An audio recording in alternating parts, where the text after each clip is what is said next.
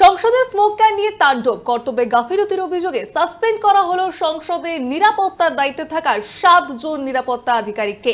সংসদের 7 নিরাপত্তা আধিকারিককে সাসপেন্ড করলেন লোকসভার সচিবালয়।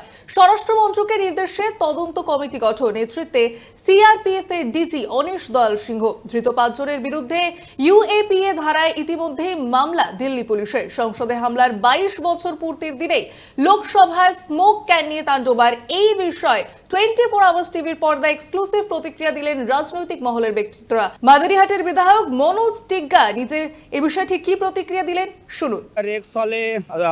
2001 সালে সংসদে এইভাবে ঘটনা ঘটেছিল। তারপরে আবার 22 বছর পরে 2023-এ গতকালকে আমরা দেখেছি যে কীভাবে ঘটনাটা ঘটেছে। নিশ্চয়ই এটা ঘটা উচিত ছিল না, ঘটে গেছে যেহেতু।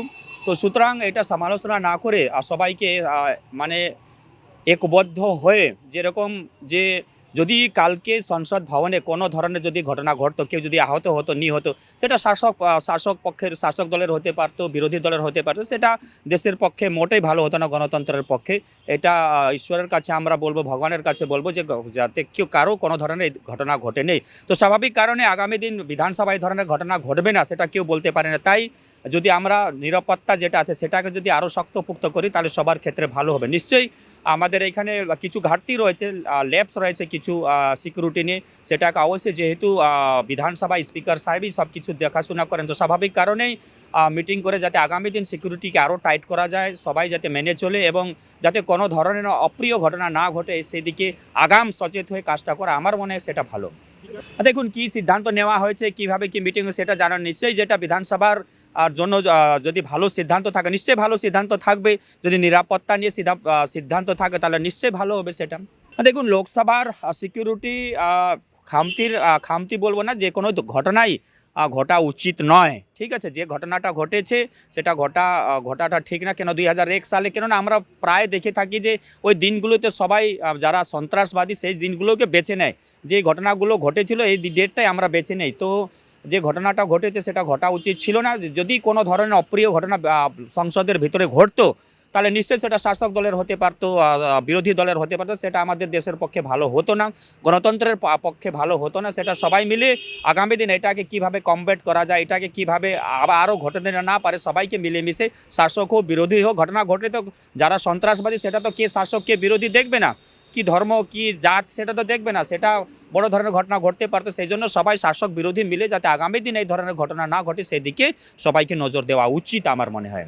আমরা বলতে পারি যে বর্তমান শাসক দলে যেভাবে শাসন ব্যবস্থা চলছে, পশ্চিমবঙ্গ সন্ত্রাসবাদীদের যারা ইলিগাল কাজকর্ম করে তাদের একটা বলতে পারি যে সেফ করিডোর হিসাবে দাঁড়িয়েছে।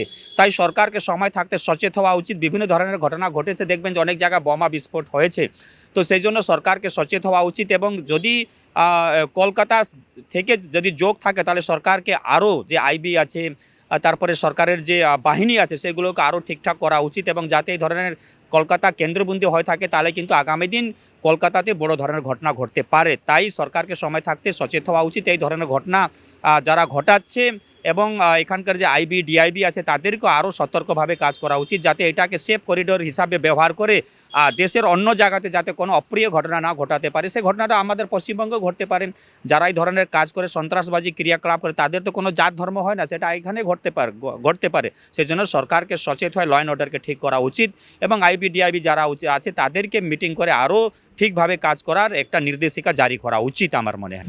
দেখুন না, নিশ্চয়ই আমাদের বিধানসভার চত্বরে আমাদের সমস্ত দেখাশোনার ব্যাপারে আমাদের স্পিকার মহোদয় সব কিছু দেখেন। তো নিশ্চয়ই যেটা বিধানসভার যেটা নিরাপত্তা আছে সেটা সবচেয়ে উপরে থাকবে। তো নিশ্চয়ই যে ডিসিশন নেবেন সেটা বিধানসভার মাথায় রেখে, কেননা এইখানে যারা ল মেকার, বিধায়করা, তারপরে মন্ত্রীরা, আমাদের চিফ মিনিস্টার, বিরোধী দল নেতা সবাই থাকেন এখানে। সেই জন্য নিরাপত্তাটা সবার উপরে থাকা উচিত, রাজনীতির ঊর্ধ্বে থাকা উচিত। এটা না, নিরাপত্তা নিয়ে আঙুল তুলে যেভাবে নিরাপত্তা, দেখবেন যে আজকে দেশে কোনো জায়গায় আপনারা অপ্রিয় ঘটনা দেখবেন না, কোথাও দাঙ্গা হয়নি, কোথাও গুলি চলেনি, কোথাও সন্ত্রাসবাদী ঘটনা ঘটেনি। সারা মোদিজির 9.5-10 বছর হয়ে গেছে, কোথাও এই ধরনের ঘটনা ঘটেনি। তো আমি মনে করি যে ঘটনাগুলো ঘটেছে এটা সমালোচনা না করে আগামী দিন এটার কিভাবে ব্যবস্থা করা যায় সেদিকে সবাইকে মিলেমিশে কাজ করা উচিত। দেখুন আমাদেরও এখানে বিরোধী দল নেতাকে সাসপেন্ড করা হয়েছে অকারণে, কোনো কারণ নেই, ঠিক আছে।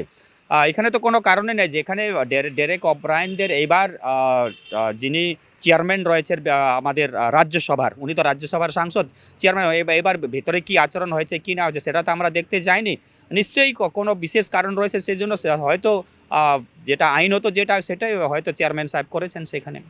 দেখুন, রাজ্যপাল আমাদের রাজ্যের সাংবিধানিক প্রধান, ঠিক আছে, সাংবিধানিক প্রধান। এইবার যেটা আইন আছে, যে দেখবেন যে যেখানে চ্যান্সেলর তো নিজে আমাদের রাজ্যপাল মহোদয়, তারপরে ভাইস চ্যান্সেলর ইউনিভার্সিটিগুলোতে নিয়োগ হয়।